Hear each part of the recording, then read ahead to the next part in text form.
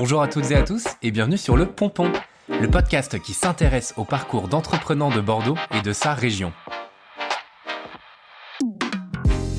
Je suis Théo Robache, entrepreneur soucieux du bonheur des autres et je suis super content d'habiter cette région dynamique et pleine de profils formidables. Avec Le Pompon, j'ai envie d'aller à la rencontre de ces entrepreneurs, ces chefs d'entreprise, artistes, sportifs de la région qui créent, avancent et rêvent pour vous partager leurs histoires. Je vais m'intéresser au parcours de mes invités, à leurs échecs, leurs réussites et à ce qui les anime au quotidien. Je suis sûr qu'ils vous inspireront pour que vous aussi vous vous éclatiez dans la vie que vous choisissez.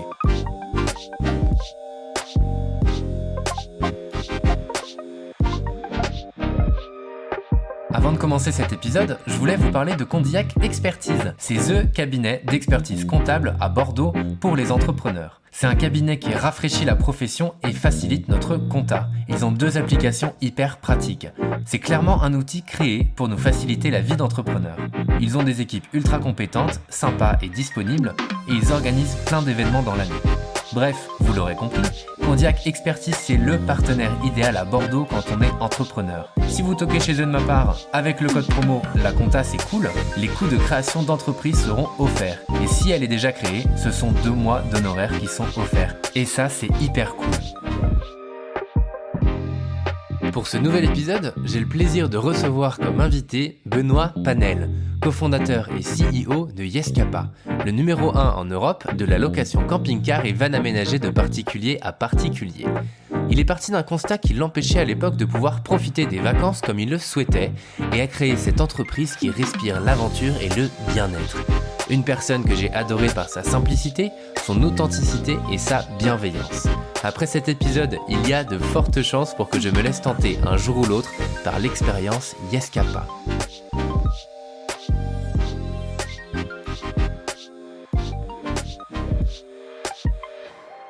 Salut Benoît. Salut Théo. Merci d'être là, merci d'avoir répondu à ma demande, à mon invitation. Ouais, à toi de l'invitation, de cet honneur de parler du premier du Pompon. Avant de commencer, je vais te laisser te présenter, si ça te va. Très bien, donc Benoît Panel, j'ai 43 ans, j'ai un garçon de 18 ans. Et depuis 9 ans maintenant, on a lancé initialement Je loue mon camping-car qui est devenu Yescapa. Yes. Ça fait à peu près 10 ans qu'on travaille sur le projet avec mon associé Adrien Pinson. Ok, et on lui fait coucou d'ailleurs. Alors, t'as commencé, j'aime bien reprendre un peu le parcours, voir ce que t'as fait avant ça. Bien sûr, on va parler principalement d'Yescapa. T'as commencé par l'ESC Tour pour le coup, si je dis pas de bêtises. Effectivement. Ouais. Feu l'ESC Tour. Ah oui, ouais. Et après, t'as pas mal voyagé. Alors, je pense que ça a dû influencer sur la création de Yescapa, vu que t'es parti au Ghana, t'es parti à Panama City. Ouais. Est-ce que tu peux nous en parler un petit peu ? Au Maroc, en Centrafrique. Ouais, ok, ouais. Ah ouais, donc t'as fait vraiment Venezuela. Et effectivement, moi, tu sais, mes parents étaient expatriés pendant une période en tout cas. Ouais. Et je me revois, petit garçon quitté l'Afrique pour la dernière fois à 10 ans, et je me disais dans ma tête, tu reviendras plus tard par toi-même. Okay. Et du coup, c'était effectivement le projet que j'ai suivi au travers de mes études, que de pouvoir me redonner une page d'expatriation, parce que le voyage, j'aime ça. Ouais, j'imagine. Génial. Et j'ai vu chez Puma, c'était vraiment une aventure entrepreneuriale pour le coup, et t'en as un petit peu parlé. J'ai vu dans des écrits. Est-ce que tu peux nous en parler un peu, parce que c'est une belle aventure. En 3 ans, plus 4500% de ventes. Ça commençait bien, quoi. Je veux dire, l'entrepreneuriat. Et comment ça t'est venu aussi ? Ça, je trouve ça toujours hyper intéressant de savoir comment t'es venu l'entrepreneuriat. Est-ce que c'est ta famille ? Est-ce que c'est des amis ? Est-ce que voilà. Alors non, ce chapitre chez Puma au Panama était effectivement une des pages qui m'ont dit tiens, ça peut peut-être être quelque chose d'hyper excitant à faire. Ouais. Et on peut arriver à faire des très grands trucs en finalement peu de temps. J'en avais l'exemple sous les yeux, puisque moi j'ai choisi d'aller au Panama puisque la mère de mon fils est vénézuélienne. On savait que le Venezuela c'était pas la peine, ça commençait déjà à partir de toute façon difficile. Ouais. Et du coup, on a tout simplement fait une étude de marché. On a envoyé des questions d'ordre très très pratique. À quel type de boulot on peut prétendre, rémunérer combien, ça se passe comment pour l'école des enfants, tiens une voiture, t'achètes ça à combien, bref, des questions hyper pratiques à des gens qu'on trouvait, des VIE notamment, qu'on trouvait dans tous les pays d'Amérique latine qui nous tentaient. Et par rapport à cette mini étude de marché, on a ciblé le Panama. Et en l'occurrence, là, c'était le distributeur exclusif des produits Puma pour l'intégralité de l'Amérique latine, moins le Mexique. Ouais. Pardon, moins le Mexique, et ça s'arrêtait également au niveau de la Colombie. Ok. Et ça prenait également la moitié des Caraïbes. Et du coup, tous les produits originaux, Puma, qui étaient vendus dans chacun de ces pays, ils passaient par nous initialement. Le type qui montait ça, c'était un Néerlandais qui s'appelle Ronnie Van Hal. Okay. Et le mec avait cartonné en se lançant à partir de rien au Venezuela, puis en devenant distributeur exclusif Nike pendant 8 ans au Venezuela. Donc, il connaissait bien le domaine. Ouais, extrêmement bien. Derrière, il avait pris Adidas, toute Amérique latine à Panama City. Il était parti en tour du monde une fois fortune faite. Et puis là, il y avait son fils aîné et son beau-fils qui avaient eu un tout petit peu roulé leur boss, et ils se remettaient au charbon pour les lancer eux deux. Ok. Et du coup, c'est un bonhomme qui avait tous les contacts, qui avait toutes les astuces, etc. au travers de son expérience, ses expériences précédentes dans le sportswear. Et effectivement, quand il a récupéré la licence, il vendait, si on parle que des chaussures, 30 000 chaussures par an, Puma sur la zone. Et on était passé à 3 millions quand j'ai quitté la société 3 ans après. Donc, comment je les ai rejoints, on collait des pastilles sur des catalogues et on faisait ça dans son salon, et voilà, vraiment en mode start-up bootstrap. Et puis au fur et à mesure, moi mon train de vie changeait pas tellement. Par contre, eux, ils allaient à Miami chercher la grosse voiture, puis le gros bateau, puis voilà. Ok, d'accord. Donc c'est énorme. Enfin, c'est quand même, alors tout n'est pas, enfin, c'est toi, t'as apporté forcément une grande partie. Est-ce que la réussite là, c'est globalement grâce à toi, ou c'est quand même toute l'équipe? Absolument pas du tout. D'accord. Ça moi, pourrait. J'étais un passager. Moi j'étais un passager qui essayait d'être à la hauteur de la vitesse dans laquelle allait le bateau dans lequel j'étais embarqué, quoi. Parce que quand t'es arrivé, c'était encore tout petit. C'était micro. Quoi. Ça faisait 6 mois que c'était ouvert. Et on était 10, et je suis parti, ils étaient un peu plus de 50. Ok. C'est énorme. Chapeau, pour le coup, belle aventure. Super expérience, ouais. Ok, génial. Et alors ça, après t'es passé chez Medicalise, ça se dit comme ça va? Exactement, c'est comme ça que ça se dit. Parfait, pendant 3 ans là aussi. Et là aussi, comment t'en es arrivé là? Eh bien écoute, on va dire que mon retour en France était un petit peu précipité de par des raisons très très personnelles. En fait, on s'est séparés avec ma femme à ce moment-là. D'accord. Et on a décidé tous les deux de rentrer en France pour disposer d'une sécurité, être certain que tous les deux on pourrait accompagner notre garçon jusqu'à ce qu'il devienne adulte, en étant dans la même ville, parce que les pays en voie de développement, c'est très sympa, ça a plein d'opportunités, mais si tu as un accident de vie, il n'y a aucun parachute. C'est un peu plus compliqué. Voilà, il n'y a aucun parachute. Du coup, on avait décidé ça, et puis effectivement, j'ai espéré pouvoir rebondir dans le surfwear dans la région. Et il n'y a pas de postes qui m'ont été ouverts, qui m'intéressaient. Du coup, j'ai rebondi sur Bordeaux dans cette société qui finançait du matériel médical. Ok. Donc, mais elle n'a rien à voir avec ce que tu avais fait auparavant. Absolument rien à voir. Absolument rien à voir. Par contre, là aussi, très très très bien, puisque petite équipe. Ouais. Sujet pas extrêmement sexy par rapport au sportswear ou au road trip, mais malgré tout génial, parce que petite équipe, donc 7 personnes, mariés et femmes qui tiennent ça, et ils étaient passés de 3 à 7 pour essayer de s'ouvrir sur plein de marchés, et moi j'étais un peu l'ouvreur des nouveaux marchés. Dès que ça commençait à tourner, je passais ça à quelqu'un qui le développait beaucoup mieux que moi. En France ? En France. En France, Mais du coup, c'était une aventure sur laquelle on me faisait confiance. Le type était extrêmement fort. C'était quelqu'un qui arrivait sur la fin de sa carrière, qui s'était pris un gros échec entrepreneurial 20 ans avant, où il a monté une très belle boîte, puis suite à des malversations du comptable, tout s'était écroulé. Et là, il repartait pour sa deuxième aventure en essayant de ne pas repartir. De changer de comptable. Il a changé de comptable. Mais une main derrière l'autre, comme c'était le cas sur sa première expérience. Ils ont pu revendre la boîte dans de très bonnes conditions et tout ça s'est fait parce qu'ils nous faisaient confiance, parce qu'ils essayaient de nous... Voilà, il y avait une vraie rôle une vraie position de passeur de bonnes pratiques et de motivateur. Et du coup, moi, j'ai adoré cette expérience, même si le secteur en lui-même n'est pas le plus sexy du monde. Ouais. Tu as appris énormément grâce à ton manager. Beaucoup de transmission grâce à mon manager. C'est génial. Voilà. Ok. Et puis, on va arriver tranquillement sur Yescapa. Pour le coup, moi, je trouvais ça énorme de lancer l'aventure. En fait, le point de départ, c'est le Startup Weekend, c'est ça, à Lannion? Alors, le point de départ, c'est là... Toi, tu avais déjà l'idée avant, parce que c'est là où tu as rencontré Adrien, si je dis pas de bêtises. Ok, en fait, été 2011, sur ce type de métier médicalisé dans lequel j'étais, on t'impose de prendre une grande partie de tes congés sur l'été parce que l'industrie, le business est mort. Ouais. Et du coup, moi, je veux le faire en road trip plutôt orienté surf, comme je le faisais chaque année. Okay. Cette fois, pour découvrir la Cornouaille et le Pays de Galles. Et du coup, je me dis, tiens, pourquoi pas le faire la Grande-Bretagne, ça risque d'être plus vieux, pourquoi pas le faire en camping-car. Légère probabilité. et c'est là où je vois qu'en fait, l'offre en place, elle est limitée en termes de choix, pas limitée en termes de contraintes qui t'imposent, et onéreuse. Okay. Et je trouve pas ce qu'il me faut là-dedans. Donc j'ai l'idée effectivement de solliciter sur un forum de camping-caristes anglais. Tiens, est-ce qu'il y en a un parmi vous qui me ferait confiance, qui me prêterait son véhicule sur la période? Pas de réponse. Du coup, je regarde sur Le Bon Coin, pour partir directement depuis la France. Sur Le Bon Coin, je vois qu'il y a 1200 personnes qui ont déjà inscrit leur véhicule.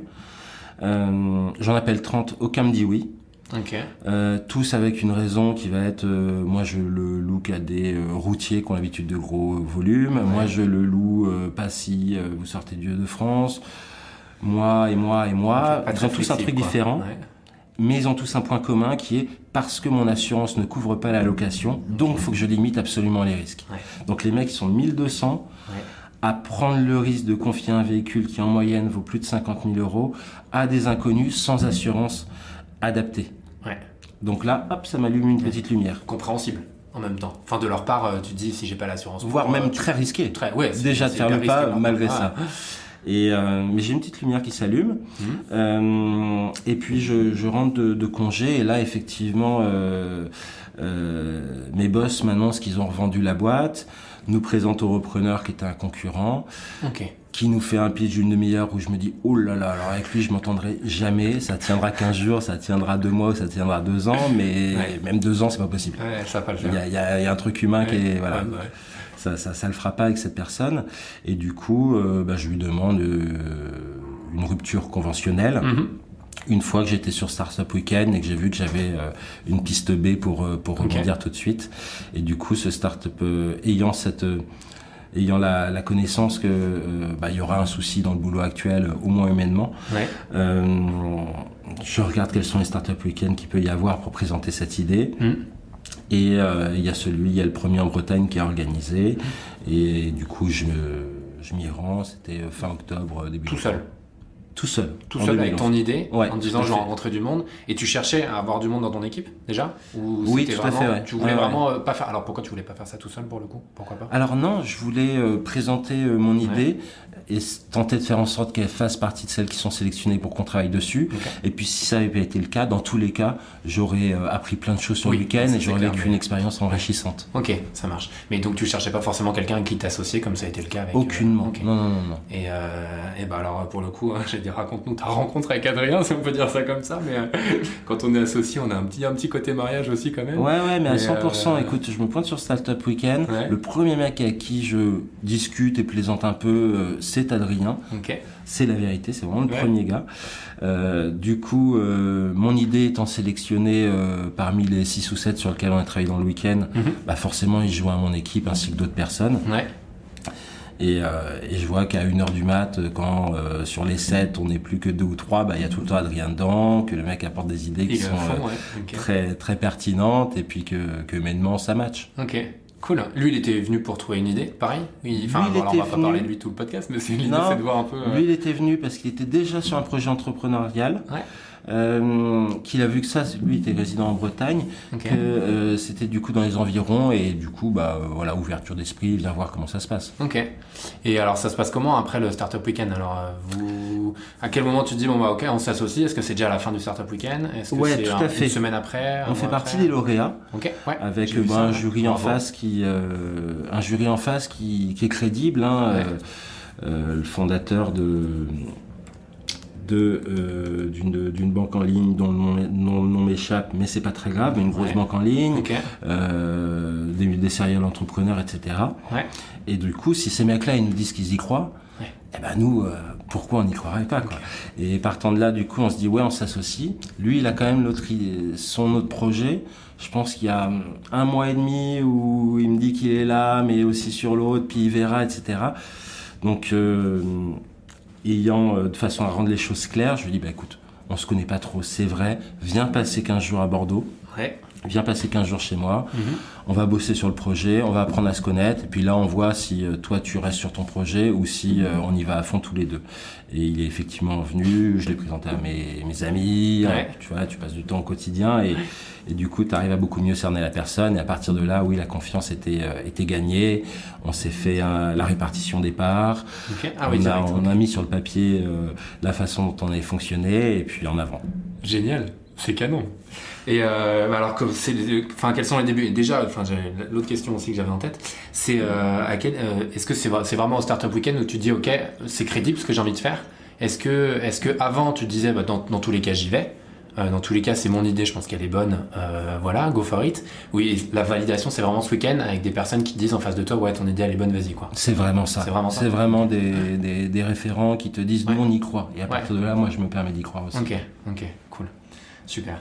Et alors, les débuts avec Adrien, vous imaginez quoi au tout début? Parce que moi, comme toute boîte, ça évolue au fil des années. Vous vous dites quoi? Déjà, dès le début, on va être le leader européen de la location de vannes et de camping-cars de particulier à particulier. Comment ça se passe au début, quoi? Le concept, c'est qu'on se dit que ça peut être hyper sympa d'être dans le voyage, ça peut être hyper sympa de mettre à profit, hyper utile de mettre à profit du matériel qui est sous-utilisé et d'en augmenter l'utilisation. Qu'on est dans le voyage. Alors, on imagine dans le premier BP, on dépassait pas les 400 véhicules, même dans les meilleures projections. Et du coup, on imagine aussi qu'on s'accordait un super voyage personnel de 3-4 mois par an pendant la saison morte, parce qu'on se dit on ne travaillera que sur les périodes où les gens voyagent. Et on n'imagine pas que les gens voyageraient autant en hiver, d'ailleurs. Énorme. Donc voilà, et on dépasserait pas 5 ou 6 personnes dans l'équipe dans le meilleur des cas. Okay. Donc ça, c'était la meilleure des projections. D'accord. Initiales. À quoi? À 3 ans où vous étiez dit, c'était quoi le... C'était à 5 ans, me semble-t-il. À 5 ans, ok, d'accord. Ok, c'est énorme, j'adore. Et après, moi je trouvais que ça allait hyper vite. C'est quoi? C'est à partir de... J'ai vu que en 2013, vous faites x10 par rapport à 2012. Alors x10, c'était quoi? En chiffre d'affaires? Comment ça évolue? C'est en nombre de locations, ceci. Ouais, okay. Et puis, du coup, ça suit aussi en CA et en volume d'affaires. Et après, en fait, le x10, c'est juste une validation du concept, puisque on était parti de 100 locations en 2012. Peut paraître beaucoup quand tu fais tout à la main et qu'il n'y a rien qui est automatisé et que ça te prend énormément de temps, mais finalement c'est rien du tout en CA. Donc x10 n'est que la confirmation du fait que oui, ça peut vraiment marcher.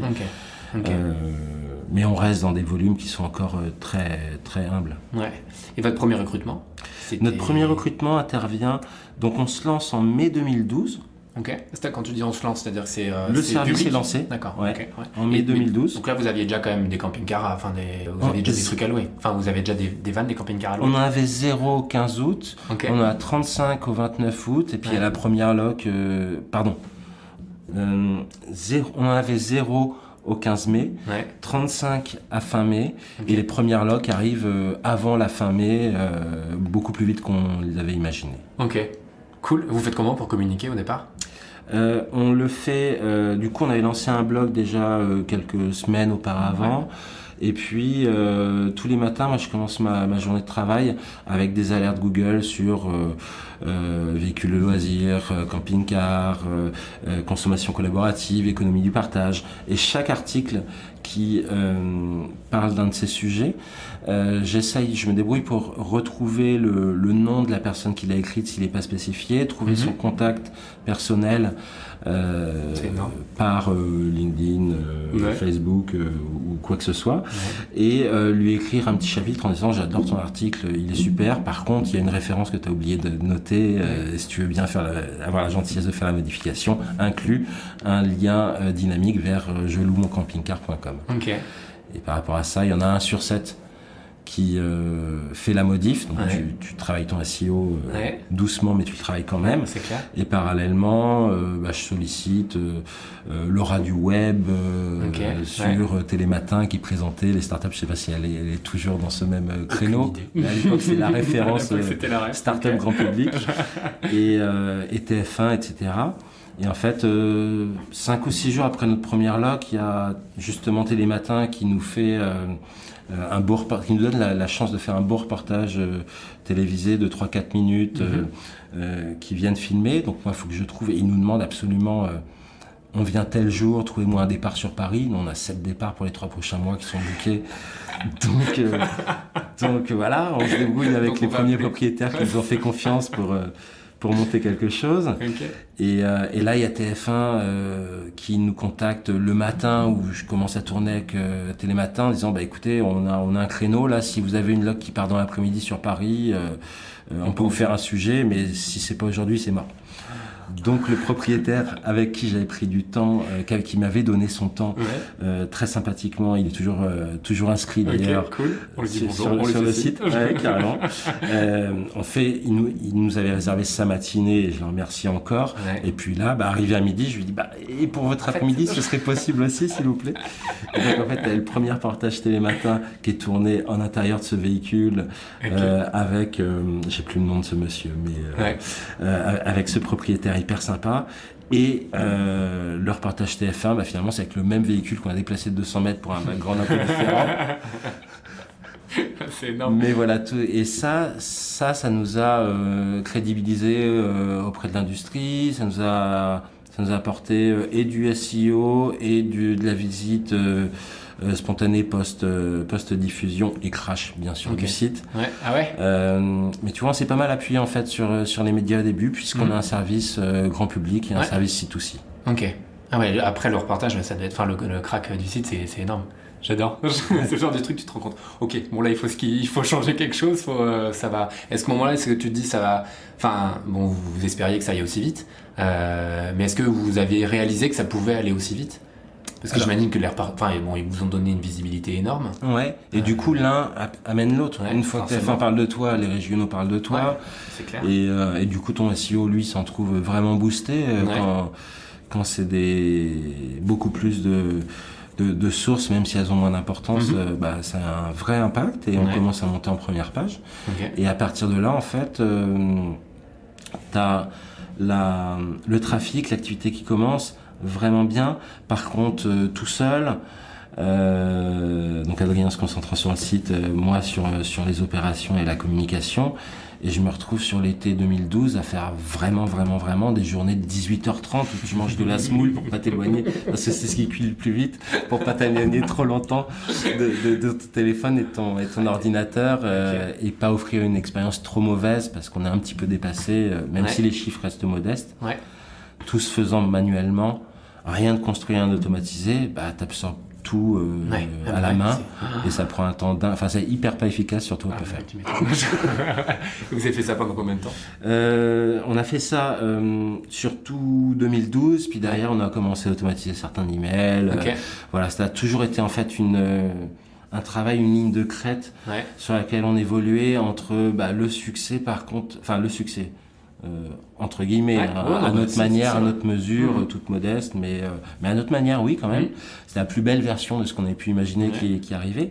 Et la qualité du service que tu rends. Parce que si tu as du succès, mais que derrière tu délivres pas parce que tu es sous-staffé ou que tout se fait encore à la main, ou trop de choses en tout cas, et ben voilà, entre la qualité du service rendu et le nombre de personnes à qui tu le rends par rapport à celles qui te sollicitent, voilà, c'est une ligne de crête où il faut tenir le rythme. Ok, bah clairement, parce que 18 heures par jour, ça, au bout d'un moment, c'est plus tenable, je crois. C'était sur une période très courte, mais très intense. Ouais, bah ouais, j'imagine. Et donc le premier recrutement, ça a été sur quel poste ? Décembre 2013. Ouais.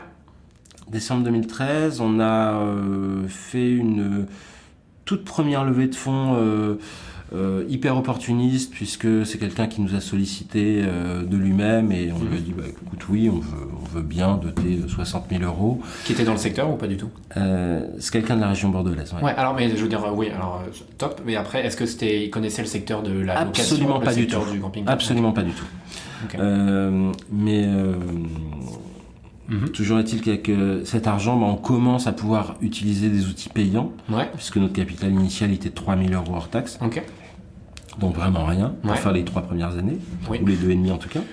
Et du coup, avec cet apport, on se permet de pouvoir enfin procéder à notre premier recrutement. Auparavant, on avait utilisé des stages non payants, puis des stages payants, financés par le CA généré par l'activité, mais on se payait pas... les fondateurs ne se payaient pas. Vous êtes payé à partir de quand ? On s'est payé à partir d'août. Une fois qu'on a eu cet argent, on l'a eu en juillet 2013, on s'est payé à partir d'août. Fin du chômage, tout était relativement bien combiné. Bon timing. Timing. Et en fait, on embauche quelqu'un. Moi, j'ai quelqu'un qui m'appelle pour me démarcher, qui est une Française qui est en train de faire un stage de fin d'études en Espagne. Elle veut je sais plus tellement ce qu'elle voulait me refourguer comme produit, comme service. Mais toujours ici, je lui dis, écoutez, je n'achèterai pas du tout votre service. Par contre, j'adore la manière dont vous m'avez questionné. J'adore la manière dont vous avez contre-argumenté quand j'avançais une objection. Vous êtes doué, est-ce qu'on peut se rencontrer ? Parce qu'on va lancer l'Espagne, on a besoin d'un responsable Espagne. Ok. Énorme. Et du coup, cette jeune fille, je la salue également. Il s'agit de Julie Davara, qui est maintenant notre CEO, et du coup qui est toujours dans l'aventure et plus à fond que jamais. Et pourtant, c'est une jeune fille qui est tout le temps à fond. Du coup, cette jeune fille, on lui dit, viens, tu rejoins-nous pour ouvrir l'Espagne. Elle vient dans cet objectif-là. Bien entendu au SMIC, dans des conditions où elle aurait pu avoir 1000 fois mieux ailleurs, mais elle a envie de vivre l'aventure. Sur les derniers jours, juste avant la fin de sa période d'essai, on va voir nos invests et puis d'autres personnes référentes sur les marketplaces, et on voulait aller en Espagne dès 2014, et au final ils nous disent non, c'est beaucoup trop tôt, consolidez ce que vous avez fait sur la France, consolidez vos process, finissez de construire vos outils d'automatisation du maximum de tâches qui n'apportent pas de valeur ajoutée à faire manuellement, et à partir de là vous pourrez commencer à aller regarder ailleurs, mais sinon vous allez vous défocuser, votre base n'est pas encore assez solide. On écoute ces conseils avisés, et effectivement on dit à Julie juste avant la fin de la période d'essai, désolé, on va reculer ça plus tard, est-ce que tu nous suis pour jusqu'au moment où on sera prêt à aller en Espagne. Donc vous lui dites viens en France pendant un an. Elle était déjà en France. Pour le premier mois, elle était déjà en France. D'accord. Et donc elle accepte de jouer le jeu, et elle fait le service client, et elle fait tout ce qu'il y a besoin de faire. Et c'est un an après que finalement on a pu aller en Espagne, et elle a pu prendre le poste qui lui était promis un an auparavant. Ok, cool. Et c'est bien, et on en reparlera, mais j'ai l'impression qu'il y a quand même beaucoup d'investisseurs et de monde qui gravitent autour de Yescapa. c'est en 2015, février 2015, vous faites une levée de fonds un peu plus importante que les 60 000 euros. Voilà, c'est ça. Auprès de très beaux investisseurs. Et est-ce qu'ils vous accompagnent toujours aujourd'hui, j'imagine, ou est-ce qu'ils vous aident toujours aujourd'hui? Parce que moi, je trouve, le côté rencontre, le côté partage, le mentorat aussi, c'est voilà. Est-ce qu'ils continuent de vous aider? Comment ça s'est passé déjà? J'ai plein de questions en même temps. Comment ça s'est passé déjà au tout début? Quand Blablacar, entre particuliers, Smartbox, les trois vous suivent. Comment ça se passe? Eh bien, écoute, comment ça se passe pour le susciter ou comment ça se passe après ou... Tout. Je veux tout savoir. Non, comment ça se passe déjà? Est-ce que c'est vous qui allez les chercher? Est-ce que vous vous dites, ok, là on a besoin de cash pour accélérer, parce qu'on a besoin d'accélérer? Effectivement, on voit que ça prend, puisque tu disais 1 x 10 de 2012 à 2013, mais après 1 x 2,5. Ouais. Et voilà, et c'est vraiment une bonne traction. Et on a fait ça en cramant finalement assez peu d'argent. Ok. Donc on sait qu'on tient quelque chose. Du coup, on fait quelques concours de start-up nationales, toujours nationales, ouais. ou pas d'ailleurs. On a fait une aussi européenne. Okay. On en gagne une relativement importante, où là on pitchait devant du beau monde. Et à partir de ceci qui a été relayé derrière, on a pu avoir accès à quelques-unes de ces personnes. Et on était très impliqués dans WeShare, qui était un collectif qui a évolué mais qui est toujours bel et bien existant, qui est porté de main de maître par Samuel Roumeau.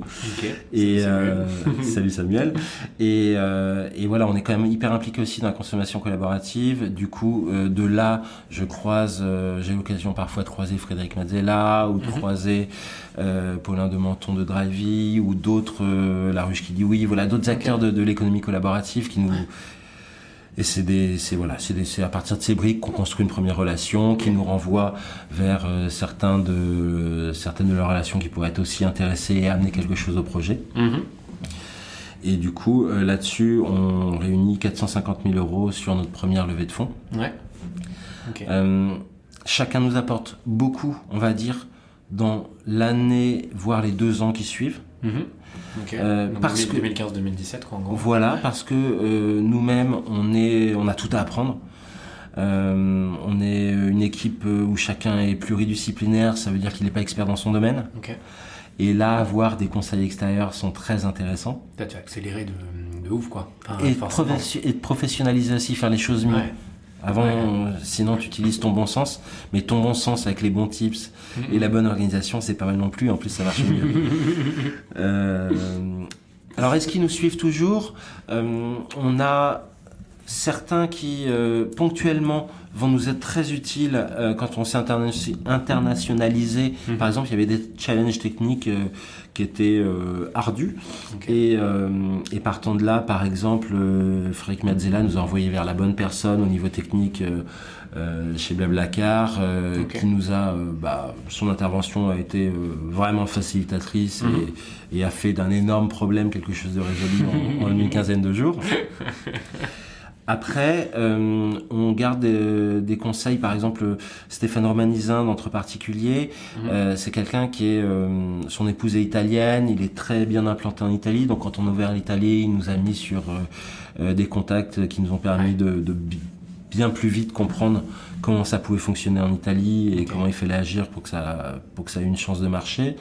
Voilà, donc c'est ponctuel. Après, on a une personne qui s'appelle Thierry Van de Waal de Win Capital, qui est aussi associé chez Isaïe, qui est quelqu'un qui, à titre personnel, a investi dans une trentaine de marketplaces, avant tout peer-to-peer, qui avait vraiment suivi, accompagné et participé au projet Drivey. Et lui est à notre board et son regard nous est extrêmement précieux parce que il a vu tellement de dossiers passer, tellement de projets essayer d'aborder un problème d'une façon ou d'une autre, qu'il a ce recul qui nous permet d'éviter de faire une boulette avant de comprendre que non, c'était l'autre option qu'il fallait choisir. Et lui, avec lui, on travaille vraiment dans la durée et de façon très pérenne, très, très régulière. Okay. Les autres, c'est au coup par coup, selon leurs propositions et nos sollicitations. Ok, cool, canon. C'est génial d'être aussi bien entouré. Et donc en 2015, l'Espagne, Vamos a España, comment ça se passe, le premier pays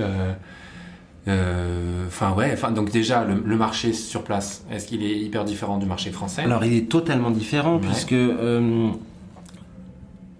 ne crois pas qu'on ait déjà pour l'instant eu l'occasion de dire qu'est-ce que c'était. Oui, quelle était l'activité d'Yescapa ? Oui, effectivement, j'ai parlé tout à l'heure rapidement de la location de particulier à particulier de van et de camping-car, mais excellente remarque. Alors, au bout de 30 minutes, alors qu'est-ce que Yescapa, Benoît Panel ? Écoute, pour te donner la différence entre le marché français et le marché espagnol, déjà je vais te dire ce qu'on fait.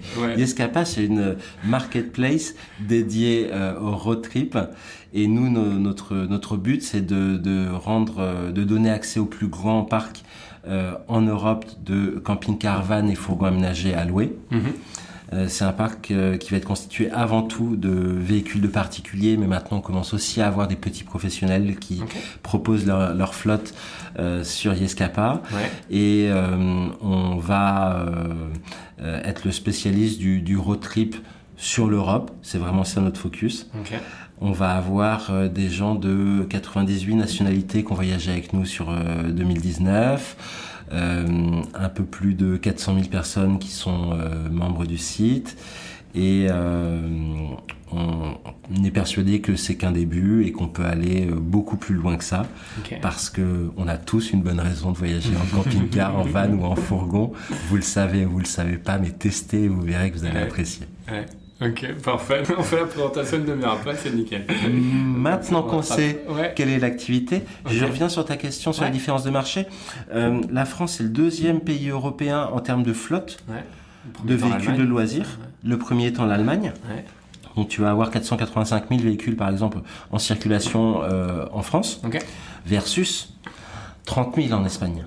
Ah oui, il y a une légère différence. Voilà, et après tu as des différences réglementaires, un van va pas être enregistré, compté dans la liste des 30 000 véhicules en Espagne. Donc en fait, on imagine qu'il y en a plus 120 à 150 000. Tu vois, tu as des petites différences comme ça dans les grands chiffres communiqués par les ministères du transport respectifs. Malgré tout, le potentiel, il n'a rien à voir. Par contre, on parle, dans le cas de la France comme dans le cas de l'Espagne, des deux principaux pays touristiques en Europe. Et on sait qu'en potentiel de demande, oui, il y aura largement de quoi bien travailler et de quoi servir une communauté qui reste à construire sur l'Espagne, mais on est persuadé qu'on arrivera à la servir. Parce qu'en fait c'est ça, à la fois vous avez la partie, le particulier qui a un van ou un camping-car à louer, vous aujourd'hui vous devez encore aller en chercher, ou c'est des gens qui viennent à vous ? Ou vous les avez déjà tous en France ? Les deux, mon capitaine. D'accord. Il y en a... les gens viennent à nous spontanément, on fait plus de la prospection, mais par contre, on fait beaucoup d'efforts pour qu'ils nous trouvent, qu'ils nous trouvent pertinents et justes dans notre approche et dans nos réponses.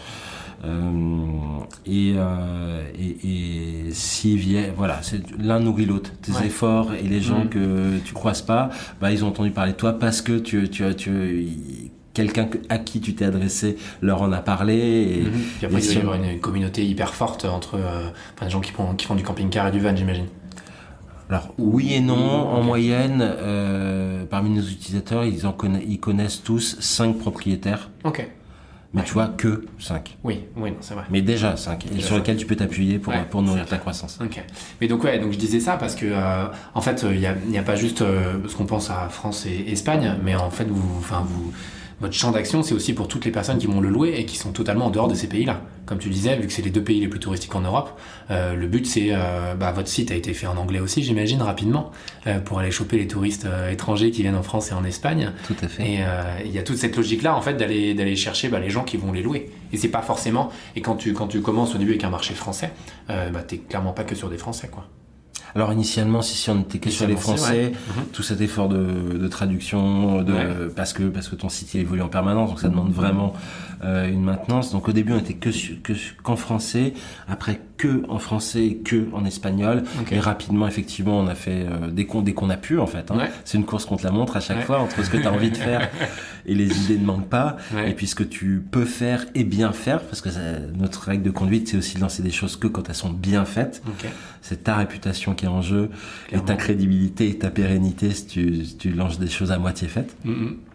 Donc oui, l'idée on l'avait très vite. Après, le mettre en place, c'est dès qu'on peut le faire bien. Ouais, ok, ça marche, top. Vous changez de nom en 2016 pour Yescapa. Pourquoi ? Pour avoir un aspect plus européen, plus international, plus... Écoute, on avait...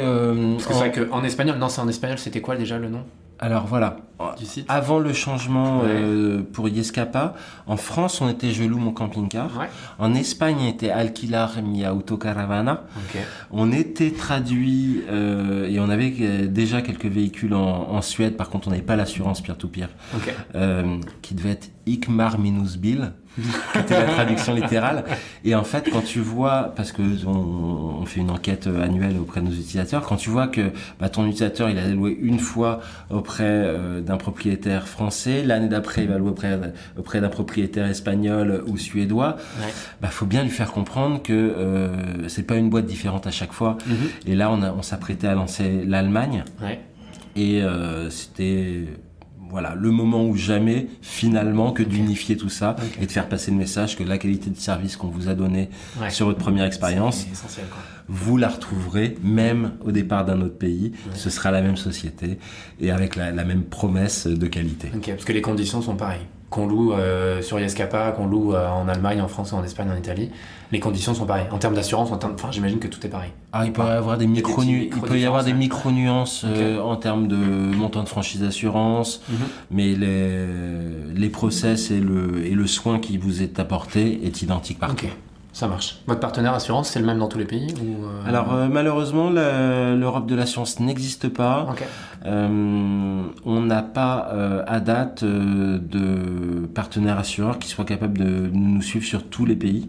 C'est la Maïf, c'est ça ? Alors sur la France, effectivement, c'est Maïf avec qui on a une vraie relation de partenariat et même d'association. Oui, parce qu'en 2016, ils ont un petit peu investi dans la boîte. Voilà, tout à fait. Donc, ils possèdent 28% du capital de la société. Et du coup, c'est bien plus que des assureurs, c'est des vrais partenaires. Et après, en fonction des pays, on essaie de trouver le partenaire assureur qui nous propose les bonnes garanties avant tout et les bons process derrière de suivi et de gestion des sinistres qui pourront et qui arriveront. Et là, à chaque fois dans chaque pays, parce que tu parlais tout à l'heure en Espagne, en Italie, tu connais des gens qui vont te faire rencontrer d'autres personnes pour faciliter un peu tout. Est-ce que ça a été pareil parce que maintenant vous êtes dans 7 pays, est-ce que c'était pareil pour la Belgique, l'Allemagne, le Royaume-Uni ? Non, aucunement. Vous y allez en mode from scratch, quoi. Ouais, from scratch. Ok. Et ça se passe comment ?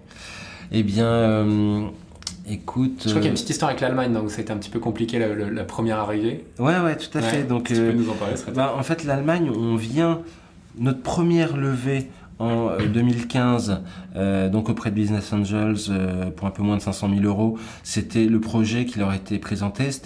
On a fait un début de preuve sur la France et on souhaite exporter le concept. Donc, 2 objectifs, se renforcer sur la France et démarrer sur l'Espagne.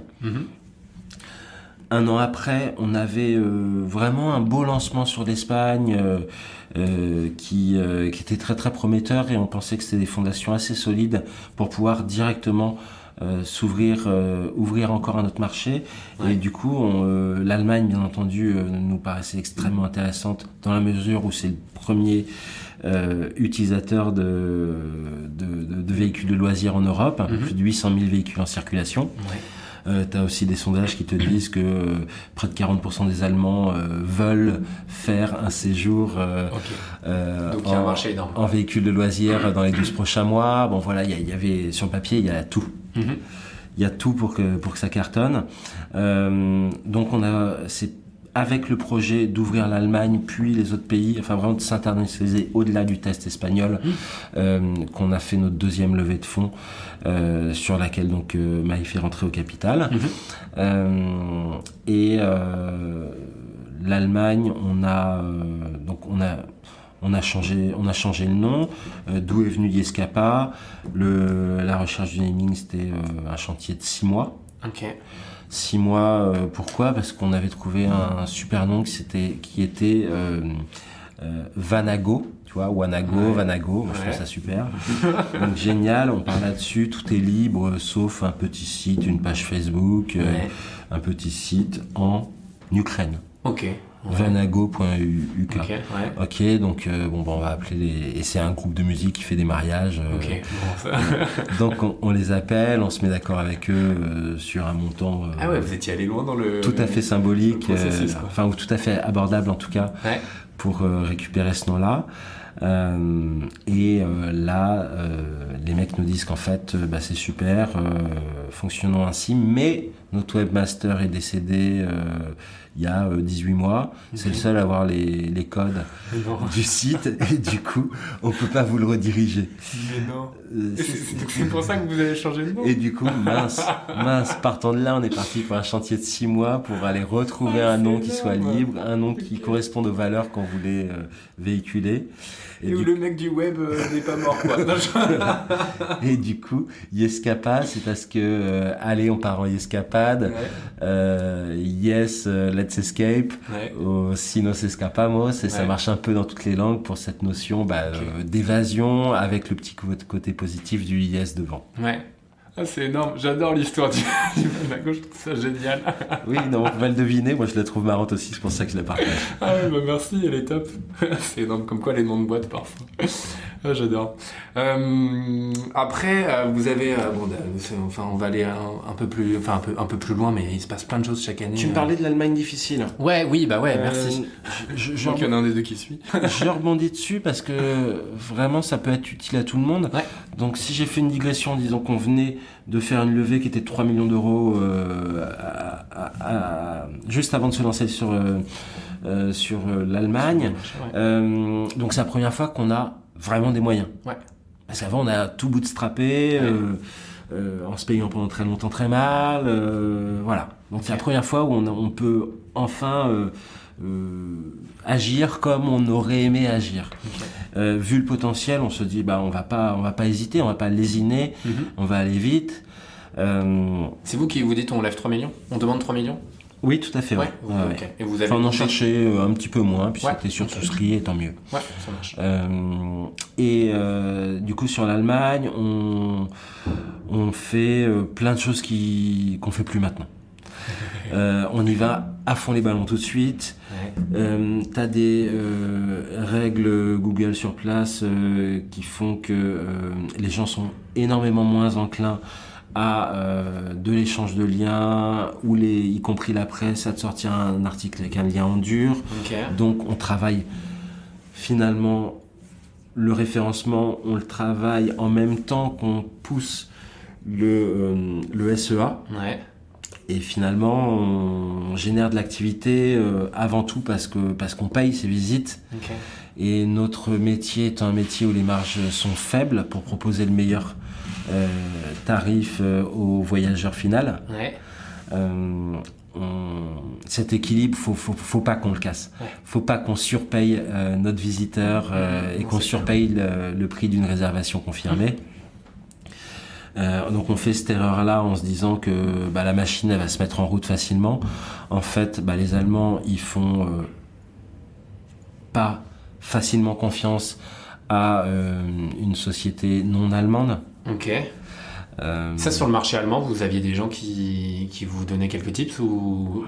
On en avait pris auprès d'autres sociétés auparavant. On nous avait dit que c'était très dur.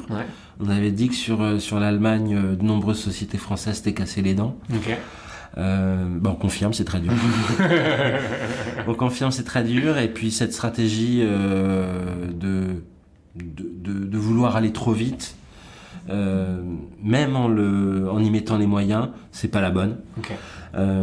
Faut être patient, faut aller travailler et découvrir les Allemands, tes concurrents, ton écosystème, et imaginer aller vite après une longue période d'apprentissage. Mais y aller tous azimuts. En Espagne, ça pourrait fonctionner. Voilà, chaque nouveau lancement nous a aussi appris à mieux jouer le coup. Et là, franchement, sur l'Allemagne, on s'est pris un petit peu une claque. Et c'est seulement maintenant qu'on est en train de faire de vraies avancées sur place et que nos amis allemands nous font confiance dans des proportions qui sont de plus en plus intéressantes. Mais clairement, là, c'était notre première vraie bâche. Ok, ça marche. On veut y aller avec les trop gros sabots et on se prend une petite baffe dans la gueule, quoi. Et parce que en termes de concurrence, ça on n'en a pas trop parlé. Vu que l'Allemagne, il y avait peut-être un gros concurrent aussi sur place, non? Parce que si le marché était beaucoup plus développé. Alors sur l'Allemagne, en fait, moi je considère que nos concurrents, c'est toutes les solutions de vacances. Ouais, ok. Quand tu as du temps libre, tu choisis d'aller avec Escapa. Tu choisis d'abord éventuellement d'aller pour un voyage lointain, d'aller voir ta famille, d'aller chez des amis ou de faire un road trip. Si tu fais un road trip derrière, il faut que tu choisisses de le faire à l'hôtel, avec ta tente ou en van fourgon camping-car. Ouais, il y a un filtrage qui est énorme avant. Voilà, ouais. T'as vacances tout en haut et après, piou. Ouais, mais notre du jeu, c'est qu'on arrive finalement à être un réflexe de vacances parmi les 3-4 options auxquelles on peut penser, qu'on soit dans ces 3-4. Nous, c'est ça notre objectif. Pour tous les Européens. C'est ça le but du jeu. Okay. Et puis derrière, si tu choisis de le faire en road trip et via un véhicule, tu choisis de le faire avec Escapa. Ce qui veut dire que nos concurrents, c'est tous les prestataires te permettant de louer un véhicule de loisir. Et après, parmi ceux-là, il y en a quelques-uns très rares qui font de la location entre particuliers. Okay. En France, on avait 6 à 7 concurrents quand on s'est lancé en 2012. Okay. Il y en avait un qui était sérieux, qui faisait vraiment les choses bien. Et après, il y en avait 5 ou 6. Bon, on savait qu'on y arriverait au moins à se mettre à leur niveau. Et puis, ce concurrent sérieux, finalement, n'a pas pu poursuivre son activité extrêmement longtemps. Ouais. On a un concurrent en France qui s'est lancé simultanément en même temps que nous. On s'est retrouvé quand on passait devant le comité de direction du Premier Assurance qui nous avait fait confiance, qui était massif. Ils passaient le même jour, ils avaient le même contrat au même moment. Okay. Donc on a un concurrent en France qui est consistant, même si on est toujours très largement devant. On a l'industrie en France, des groupements de concessionnaires qui représentent à peu près 60% des véhicules vendus en France, qui ont lancé leur propre marque. Ah ouais, chaud. Pas tellement. Ce qui est chaud, c'est la façon dont certaines personnes ont pu nous faire croire qu'elles étaient intéressées pour s'associer, pour nous pomper toutes les idées et lancer ça derrière. Ça, c'est chaud. D'accord. Sympa. Mais après, c'est le jeu. Et puis, les résultats, chacun sa méthode. Et du coup, ça ne nous empêche pas d'avancer, en tout cas. Ouais, ok, top. Et en Allemagne, on avait un concurrent effectivement, on voulait aller vite pour ne pas lui laisser prendre trop d'avance. Et c'est quelqu'un qui a vraiment bien avancé sur l'Allemagne. Par contre, 99% de son CA, il est allemand. Okay. Donc nous, on a parmi les centaines de sociétés qui vont proposer de la location de camping-car van fourgon, nous on est le seul qui aura une dimension européenne. Okay. On est le seul qui aura cette taille de flotte. Et c'est l'asset sur lequel on veut construire demain. Et on est le seul aussi à disposer d'une communauté de la même manière européenne, répartie sur différents pays, et qui est maintenant de 400 000 personnes. Ok, énorme. C'est quoi votre répartition de CA par pays ? C'est la France qui vous rapporte le plus aujourd'hui ou... Écoute, sur 2019, on était à un peu moins de la moitié France, un peu plus du quart Espagne. Et les autres pays entre 5 et 7% du total. Ça reste la France. Sachant qu'en fait, l'importance de chaque pays est comparable à son antériorité. Oui, c'est ce que je veux dire. Ouais. Et ce qui est le challenge des nouveaux pays, c'est de rester à 7-8%. D'un tout qui grossit, et du coup ça veut dire que le challenge de la France, c'est de pas perdre en vitesse de croissance alors que tu es sur une assise plus importante, Et si ça se passe, si on atteint nos objectifs avec tout le monde qui fait le beau, tous les pays qui font le bon qu'on espère pour eux cette année, ce sera parfait. Ok. C'est quoi le bon que vous espérez pour eux cette année ? Écoute, cette année, notre objectif, il est de faire un peu plus de 50% de croissance. Ok. Sachant que sur 2019, on clôture avec 90% de croissance. Ok. Donc on part d'une base un peu plus consistante que l'année d'avant. Oui. Et du coup, l'effort attendu, on se dit que faut qu'on voit, voilà. Ouais. On vise haut, mais on vise réaliste aussi. Et voilà sur quelle base on part. Ok, cool, top. Et vous diversifiez pas mal aussi, parce qu'il y a 2 ans, vous avez créé Yescapa Occasion pour faire de la mise en vente de véhicules. En fait, l'idée, même j'ai vu le blog aussi, je trouve hyper intéressant parce que ça regroupe plein de trucs sur le camping-car, sur le voyage, des conseils. C'est ton équipe qui part faire des voyages en camping-car, qui prend des photos et qui conseille pour telle ou telle région ? Ou c'est des... Alors ça peut être notre équipe. Ouais, okay. Nous, il faut savoir que tous les membres de l'équipe ont un crédit d'utilisation du service de 1 000 €.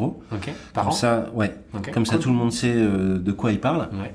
Donc effectivement, ceux qui ont envie de partager quand même leur moment très personnel reviennent, ceux qui aiment la photo aussi, etc., reviennent avec un reportage.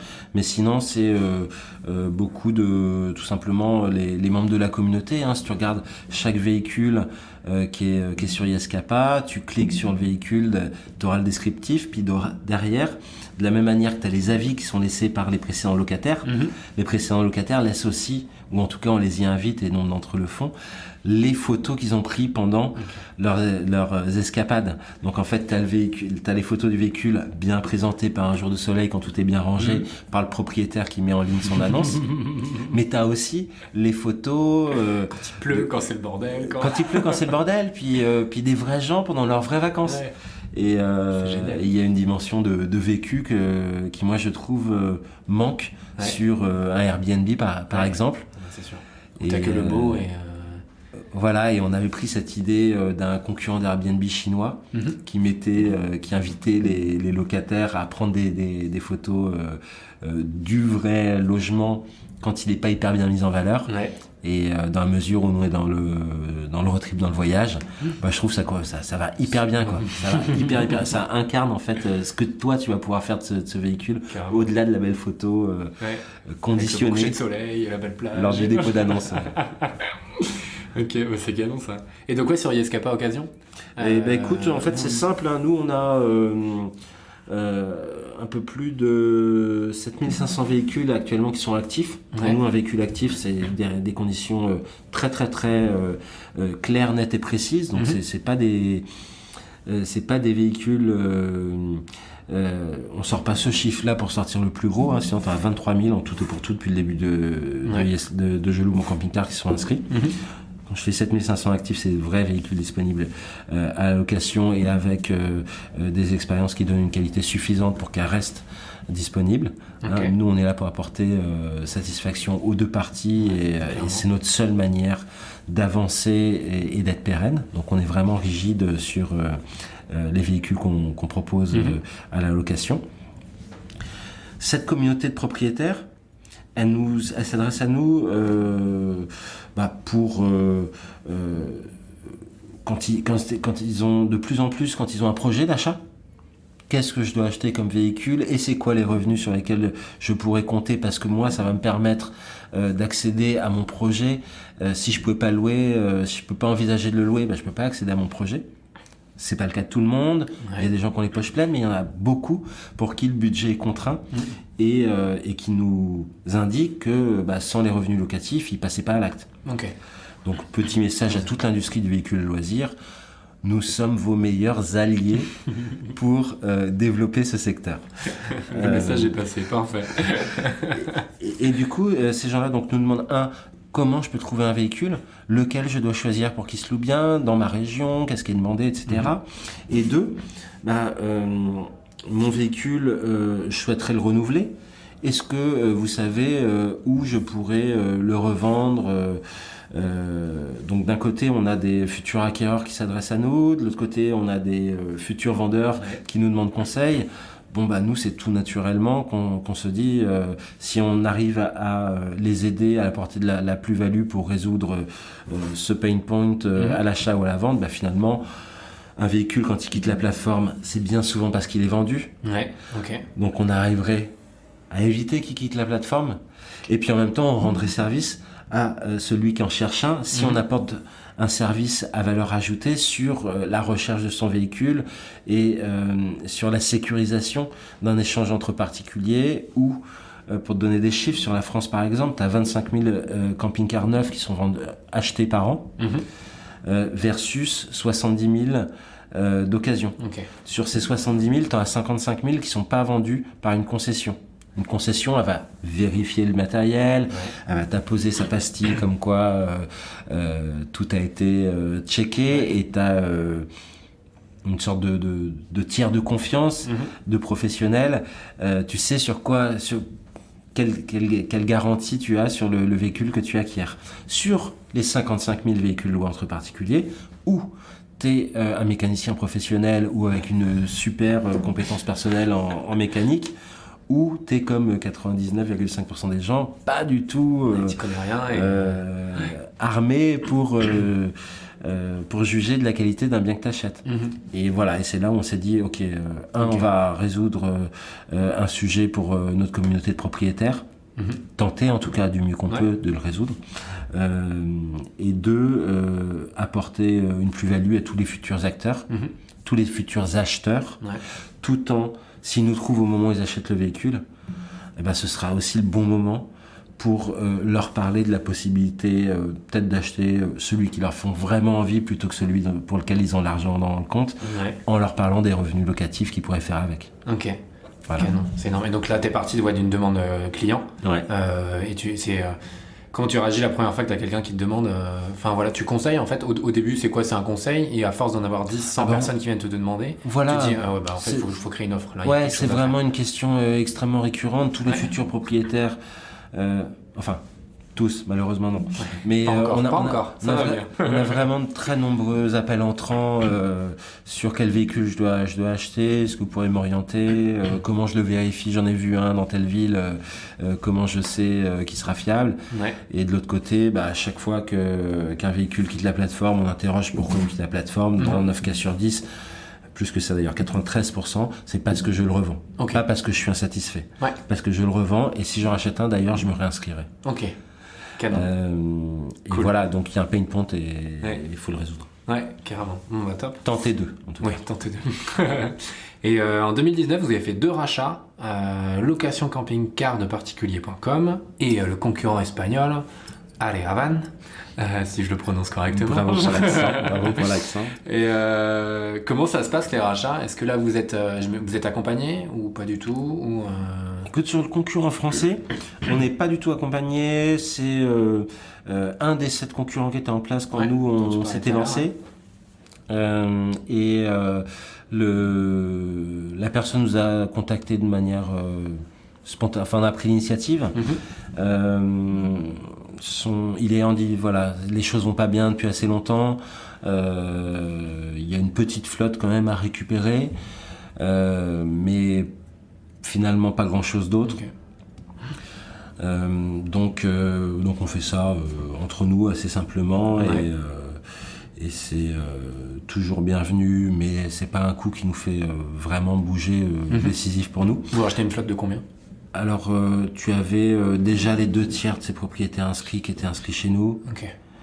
À côté. Oui, donc c'est pas un rachat du. Voilà, non, on rachète les liens qui les ramènent vers lui. Par contre, comme c'est quelqu'un qui avait beaucoup d'antériorité, ça nous aide sur le SEO. Mais finalement, non, c'est pas l'opération du siècle, même si elle est toujours très bienvenue. Oui. Sur le concurrent espagnol, en fait, c'est des gens avec qui bien sûr, on se connaît, on se suit, on se parle tous les ans. Et eux, en fait, voient que ils gagnaient la bagarre au début sur l'Espagne. Après, on est resté un peu touche-touche. Puis finalement, ils voyaient qu'ils étaient en train de perdre la partie. Donc, Ils sont venus nous voir en nous proposant de procéder par étapes sur un calendrier et qui eux leur permettait de remonter un projet, de commencer à construire, de faire les choses proprement, de commencer à construire un projet sur lequel maintenant ils sont à 100%. Okay. Qui n'a rien à voir avec le camping. Qui n'a rien à voir, c'est de la brasserie, de la brasserie bio dans le Pays Basque. Canon. Ils se sont mis là-dessus finalement.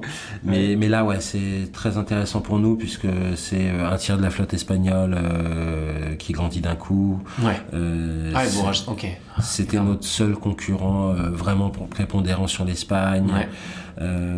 C'est extrêmement bien relayé dans les médias espagnols. Plus le travail vraiment de qualité qui est fait par la country manager Espagne et par la team Espagne. Vraiment sur l'Espagne maintenant on est solide grâce à ça. Ok, cool. Et donc plus trop. Enfin, s'il y a encore des concurrents, j'imagine quelques-uns, mais globalement là vous êtes leader. Enfin, vous êtes leader en Espagne.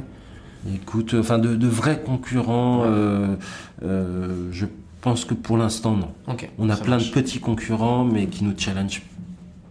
Voilà, pas des gens à qui on se sent danger, comme c'était le cas auparavant avec Areavan. Ok, bon, ça marche, top. Comment tu as géré, et je trouve ça intéressant toujours, comment tu gères un niveau RH, recrutement, c'est toi qui les fais, comment ça se passe dans la team parce que pour moi une entreprise avance et se porte bien si les managers aiment leurs employés et font en sorte de prendre soin de leurs employés. Comment ça se passe chez Escapa ? Écoute, donc chez nous, les process de recrutement, ils ont toujours évolué parce que quand t'es 15, c'est plus la même que quand t'es 30. Et là, on est 43 et on devrait être 60 cet été, donc à chaque fois, tu te réorganises. Cool. Pour moi, le critère de oui ou non, on y va avec telle personne, c'est 50% compétence par rapport au poste, 25% motivation. Tu peux être méga expert dans ton sujet. Si finalement venir chez Escapa c'est pas tellement plus intéressant que d'aller chez une autre société, vaut mieux que tu ailles chez une autre société. Nous on veut des gens qui ont faim et des gens qui soient contents de faire ce qu'ils font tous les jours. Et 25% compatibilité avec l'équipe, compatibilité avec le mindset, parce que vraiment c'est notre force principale que d'avoir cet état d'esprit. On sort là d'un séminaire jeudi-vendredi. On a fait une teuf phénoménale jusque pour les derniers couchers 5h du mat vendredi matin. Tout le monde était derrière hyper sérieux sur les ateliers pro. Voilà, on arrive à conjuguer vraiment attachement, esprit de famille et exigence professionnelle. Et voilà, c'est super important pour nous de le conserver. On a beaucoup de chance dans nos premiers recrutements. Merci Julie, Valentine et les autres qui se reconnaîtront dans les premiers recrutements de gens qui ont maintenu cet état d'esprit, voire cultivé d'ailleurs au-delà de ce que nous on avait pu leur passer à elles directement. Et ça s'auto-entretient et il faut vraiment qu'on prenne attention à le garder parce que c'est notre force complète. Parce que l'idée c'est les prochaines années, vous comptez, parce que là vous passez à 60 d'ici donc en 6 mois. C'est quoi ? Alors là, pourquoi on passe à 60 ? Deux choses. On commence à être sous-staffé en technique. Plus tu multiplies le marché, en fait, il y a quand même toujours des adaptations, etc. Et finalement, il y avait un besoin qu'il fallait pourvoir parce que ça pouvait être un goulot d'étranglement par rapport au nombre où ils étaient. Donc, c'est un besoin qu'on comble.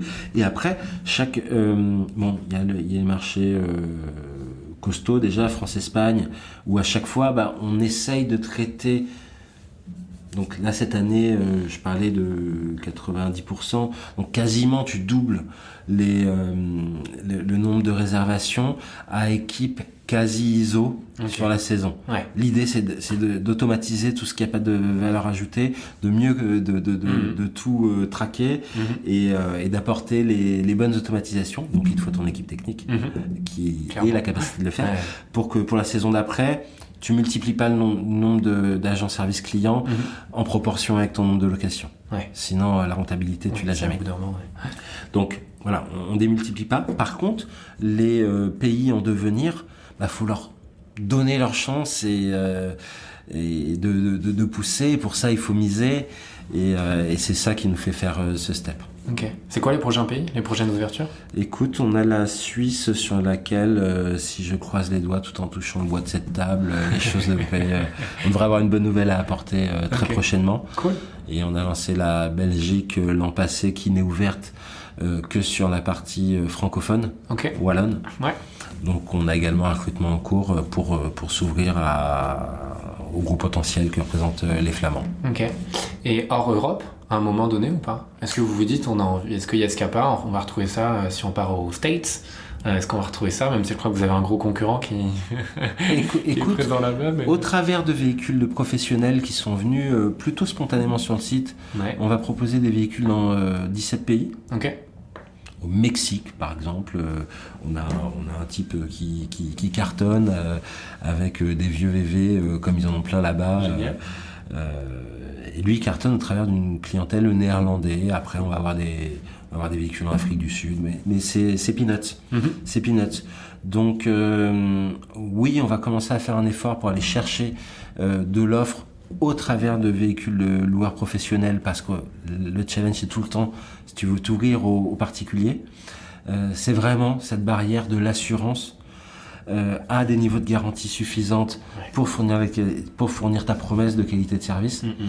Et du coup, on peut pas... Voilà, ça c'est un effet frein pour partir partout très vite. Okay. Du coup, on va travailler la couverture de pays qu'on cible par rapport à l'offre potentielle de demande de voyage sur place, au travers de loueurs professionnels sur place. Okay. Et les États-Unis, on va pas bouger, en tout cas de manière volontaire, en y mettant du temps et des moyens. Oui, le potentiel est énorme. Par contre, sur place, aux États-Unis, on a déjà 2 concurrents qui sont lancés, qui sont surfinancés à hauteur de 75 millions, à hauteur de 100 millions de dollars.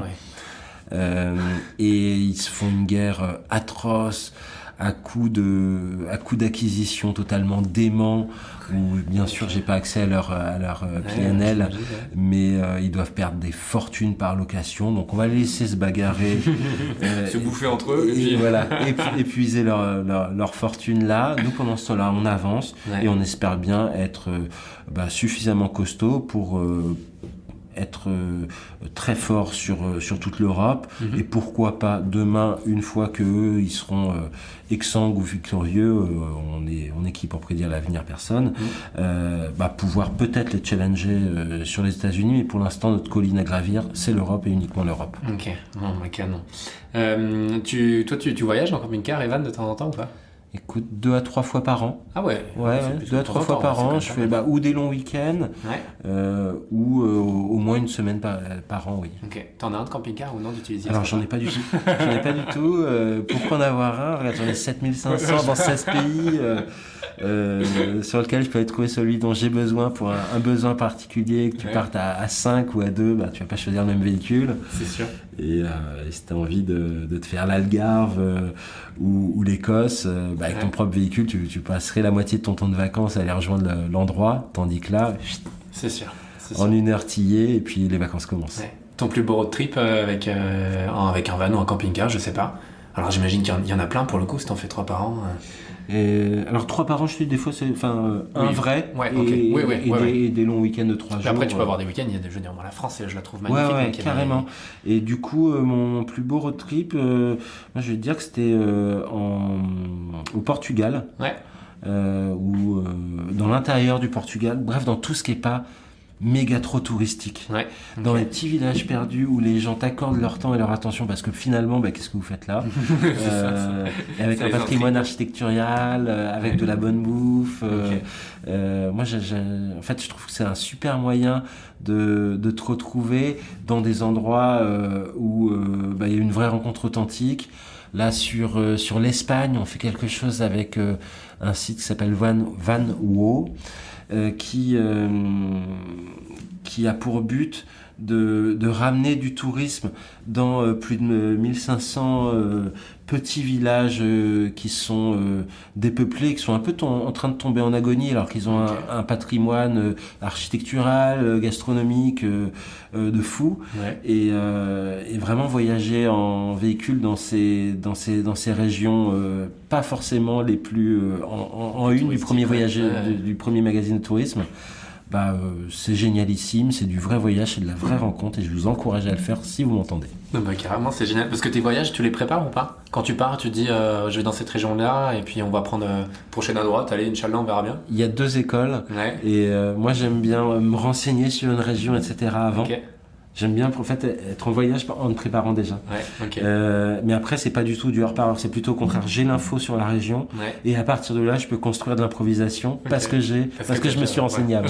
Quand même un peu de préparation pour pouvoir improviser. C'est ça. Ok, super. Et là ce que tu dis sur les villages et tout, est-ce que vous avez des villages, des communautés de communes, etc. qui vous demandent de recommander aux personnes qui passent par Yescapa de passer dans leur village et tout, et est-ce que vous êtes payé pour faire ça? Alors pas on du n'est tout. absolument pas payé. Ok, la question m'est venue comme ça. Donc Éventuellement malheureusement, mais en tout cas c'est comme ça. Par contre, oui, on travaille avec, on est sollicité et nous maintenant, dans la mesure où on a vu qu'il y avait l'intérêt de leur part, on sollicite maintenant spontanément les offices du tourisme. Avant tout pour avoir de l'info à reporter sur comment valoriser votre région. Nous, on aurait beau prendre des informations, voir y aller nous-mêmes. Vous êtes une base de connaissances, vous êtes l'expert de la région. Nous, on peut vous aider en le mettant en avant, peut-être à attirer un peu de tourisme dans votre région. Et c'est vrai que y a de la demande de leur part. Nous, quand on les sollicite, ils y répondent volontiers. Et donc, oui, il y a un intérêt de leur part. Ok, parce que même j'ai vu, vous avez dans les partenaires, il y a la Fédération de Village Étape. Ou c'est un partenaire ou je sais pas, en tout cas les références sur le site. Complètement, Et donc ça fait partie justement pour en faire découvrir des endroits, même si c'est un peu connu les villages étapes. Et les villages étapes surtout, il y a un engagement de leur part à bien recevoir les véhicules de loisirs, donc il y a une charte qualité, etc. Qui fait que tu es à peu près sûr de ton coup si tu vas dans un de ces villages étapes. Ok, parce que pareil, il y a une partie éducation pour les personnes qui vont louer un camping-car pour la première fois. Par exemple, moi j'en ai jamais loué. Si j'y vais pour une première fois, je sais pas où me poser. Alors je sais qu'il y a des applications qui existent, on peut pas faire n'importe quoi. Vous participez aussi à cette partie éducation auprès des locataires? Totalement partie de notre rôle. J'imagine, je pose la question même totalement si je partie de notre rôle. On le fait tout autant que n'importe quel acteur du secteur. On a une fédération qui, elle, nous transmet les messages qu'elle transmet à l'ensemble des acteurs. Et puis nous, après, on a aussi nos propres messages qu'on essaye de transmettre auprès de notre communauté, puisque vraiment l'idée, c'est que le propriétaire, il sache que quelqu'un qui vient par Yescapa, il aura une confiance spontanée et puis une sécurisation si finalement il y a un incident. Et donc par rapport à ça, nous, il faut qu'on éduque autant que possible, donc dans l'appli, par des mesures aussi de précaution, sur de la co-conduite, ça nous aide énormément. Il faut qu'on surveille notre sinistralité. Il faut vraiment que les gens n'aient pas d'accident. Parce qu'ils vont passer des meilleures vacances, le propriétaire sera content de ne pas récupérer un véhicule abîmé, et puis nous, on n'aura pas des tarifs d'assurance qui vont augmenter de façon démentielle. Donc c'est un enjeu de satisfaction client, mais aussi un enjeu essentiel pour la boîte. Ouais, c'est clair. Okay. Parce que oui, j'ai vu il y a un article qui est sorti là en décembre où le titre de l'article c'était Yescapa ou comment voyager en protégeant la planète. Je trouvais ça, alors les titres d'articles parfois sont un peu costauds. T'en penses quoi? Alors, j'en pense qu'il y a un petit peu de greenwashing quand même derrière tout ça. J'en pense qu'il y a un petit peu de greenwashing derrière tout ça et j'aimerais bien voir l'article. Je dirais pas jusqu'à protéger. Alors après, voilà tout est relatif, mais effectivement, on pollue peut-être moins en prenant un camping-car qu'en prenant l'avion. Ça, c'est une certitude. Ça, c'est une certitude. Ça, c'est une certitude. On pollue autant en camping-car que si tu vas dans un hôtel à 4 heures de route de chez toi, donc un week-end de 3 jours. Par exemple, c'est ISO. C'est des études qui le disent, fédération finlandaise et fédération allemande, il y a 4-5 ans aussi, qui avaient à peu près donné les mêmes résultats. Par contre, protéger la planète, non, là c'est un peu too much. Je me suis dit, il est quand même allé un peu fort dans l'article, le titre de l'article. Mais la notion de slow travel, la notion... Tu sais, je suis vraiment très content dans notre sujet. si on veut parler de bons sentiments et de bonnes choses, c'est qu'on encourage les gens à faire confiance à leurs voisins, ou pour leur confier un véhicule qui vaut une fortune, ou pour leur confier tous les moments les plus précieux, c'est-à-dire que tu confies au propriétaire le fait qu'il te mettrait, et à Yescapa confierait un véhicule qui est en suffisamment bon état pour que tu puisses passer tes vacances avec, et tes vacances, tu les anticipes, tu les prépares, t'en reparles après, c'est précieux chez tout le monde. C'est clair. Et le petit truc que je trouve qui est utile, c'est de faire de plus en plus confiance à ton voisin et de pas le voir comme une défiance. Et oui, la démonstration est faite qu'en général ça se passe bien et qu'il faut continuer à s'ouvrir plutôt qu'à se refermer tous dans notre petite coquille et dans notre petite bulle. On est bien d'accord. Qu'est-ce qui t'anime au quotidien ? Ce qui m'anime au quotidien, c'est ces deux ambitions.